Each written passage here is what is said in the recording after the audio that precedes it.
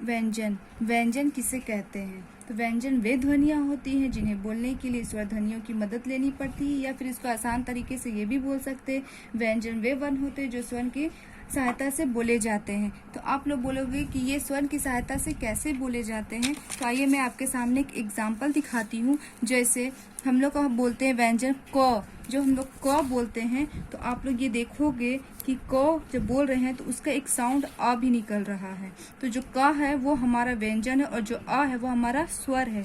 तो जो क है वो स्वर के साथ मिलकर बना है, मतलब स्वर के ध्वनियों से मिलकर बना है, इसलिए हम लोग इसे बोलते हैं व्यंजन। व्यंजन वे ध्वनियाँ वे होते हैं जो स्वर की ध्वनियों से मिलकर बने होते हैं।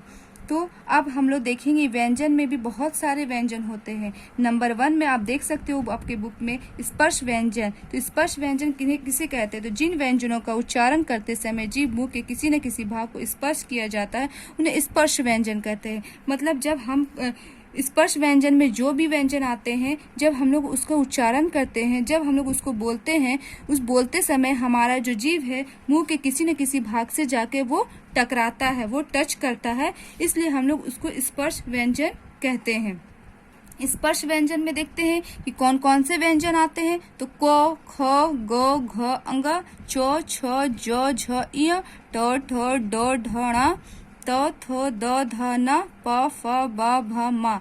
मतलब का से लेके माँ तक में जो इन सारे जो व्यंजन है ये हमारे स्पर्श व्यंजन में आते हैं। ये का से माँ तक में जितने व्यंजन है ये टोटल 25 व्यंजन है। आइए एक बार आपके सामने एक बार और काउंट कर लेती हूँ। 1 2 3 4 5 6 7 8 9 10 11 12 13 14 15 16 17 18 19 20 21 22 23 24 25। मतलब ये 25 व्यंजन है जो हमारे स्पर्श व्यंजन है। अब हम लोग आते हैं इसको स्पर्श व्यंजन को हम लोग वर्गीय व्यंजन भी बोल सकते हैं। वर्गीय व्यंजन कैसे बोल सकते हैं? देखिए देख सकते हैं ये काव के अंदर में जो सर्कल बाहर में किया गया है इसको 5 ग्रुप में डिस्ट्रीब्यूट किया गया है, मतलब 5 ग्रुप में इसको बांटा गया है। देख सकते हो क से अंग तक में 5 है, चौ से इया तक में 5 है, टा से रा तक में 5 है। तो मतलब इसको 5 वर्ग में बांटा गया, मतलब 5 भाग इसका किया गया है। इसलिए हम इसको वर्गीय व्यंजन कहते हैं। तो जैसे अब हम लोग दूसरे नंबर पे आते हैं। अब देखते हैं अंतस्थ व्यंजन। अंतस्थ व्यंजन किसे कहते हैं? तो जिन व्यंजनों का उच्चारण करते समय जीभ मुंह के किसी भाग को पूरी तरह से स्पर्श नहीं किया जाता है उन्हें अंतस्थ व्यंजन कहते हैं। जैसे हम लोग बोल सकते हैं कि अंतस्थ व्यंजन में जो व्यंजन आते हैं उसका हम जब उच्चारण करते हैं, उसको जब हम लोग बोलते हैं तो वो हमारे जो बोलते समय जो हमारा जीभ है मुंह के किसी न किसी भाग को पूरी तरह से स्पर्श नहीं करता है, मतलब किसी न किसी पूरी तरह से टच नहीं करता है, तो उसको हम लोग वैसे व्यंजन को हम लोग अंतस्थ व्यंजन कहते हैं। तो अंतस्थ व्यंजन में कौन से व्यंजन आते हैं? आइए देखते हैं। य, र, ल, व। य, र, ल, व जो है ये 4 व्यंजन जो है ये अंतस्थ व्यंजन में आते हैं। अब आते हैं हम लोग तीसरे नंबर पे उसमें व्यंजन। उसमें व्यंजन किसे कहते हैं? तो जिन व्यंजनों का उच्चारण करते समय मुख से उष्मा उत्पन्न होती है उन्हें उसमें व्यंजन कहते हैं। मतलब उस व्यंजन मतलब उसमें मतलब होता है ऊर्जा। मतलब इसको इंग्लिश में हम लोग एनर्जी भी बोल सकते हैं। तो जो हमारे उस व्यंजन में जो व्यंजन आते हैं जब हम लोग उसको उच्चारण करते हैं, जब उसको हम लोग बोलते हैं तो बोलते समय हमें उसके लिए बहुत से एनर्जी लगते हैं, इसलिए हम उसको उसमें व्यंजन भी बोल सकते हैं। जैसे तलाबिशा, मुधनिसा, स, ह। ये 4 व्यंजन जो है ये उसमें व्यंजन है। अब आते हैं 4th नंबर पे संयुक्त व्यंजन। जिन 2 व्यंजनों से मिलकर बनने वाले व्यंजन अपना रूप बदल लेते हैं उन्हें संयुक्त व्यंजन कहते हैं। मतलब ये वे व्यंजन है जो है तो एक ही व्यंजन, लेकिन ये जब ये 2 व्यंजन से बने होते हैं। इसको जब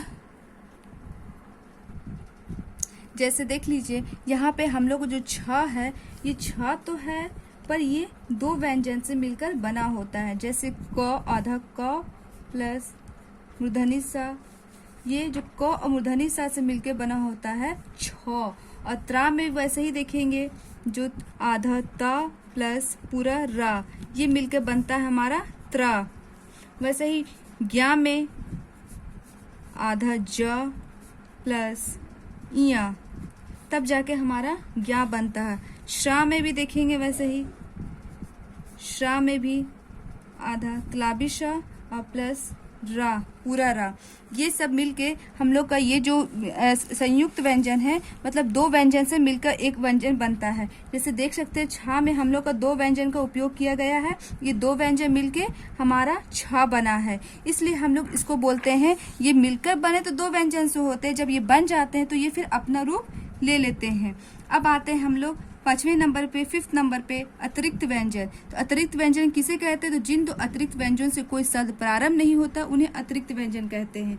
जैसे हम लोग बोल सकते हैं कि अतिरिक्त व्यंजन वे व्यंजन होते हैं जब ये अपशब्द बनते हैं, तो जब शब्द बनने पे जब इनका क्या होता है, ये स्टार्टिंग में ये चीज का उपयोग नहीं होता है, इसी चीज का उपयोग लास्ट में होता है। जैसे हम लोग देख सकते हैं ड, ठ, ड, ढ, मतलब ड और ढा जो है, यहाँ पे हम लोग इसका उच्चारण जब कर रहे हैं तो ड और ढा के उच्चारण कर रहे हैं, पर ये जब इसके नीचे एक बिंदु लग जाता है तो ड़ा और ढ़ा का इसका उच्चारण करते हैं। जैसे आपको एक इसका एग्जाम्पल भी आपको एक बार मैं दिखा देती हूँ।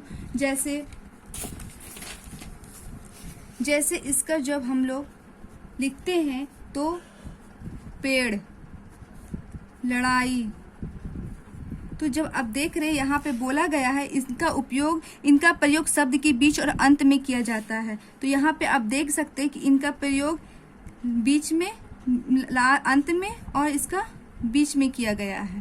तो इस चीज से क्लियर होता है कि हाँ इसका उपयोग जो है वो अंत में और बीच में किया जाता है। अब हम लोग देखते हैं ढ़ में भी देखते हैं वही चीज होता है कि जैसे हम लोग इसमें पढ़ना या फिर चढ़ देख रहे हैं, पढ़ना में ड़ा जो है वो बीच में आ रहा है और जहाँ पे अड़ा जो है ये लास्ट में आ रहा है। तो हाँ ये अतिरिक्त व्यंजन है जो इसका जब ये शब्द में बदलते हैं तो इनका प्रयोग जो होता है वो बीच में और अंत में किया जाता है। ठीक है, आज के लिए आपके लिए इतना ही। Thank you so much.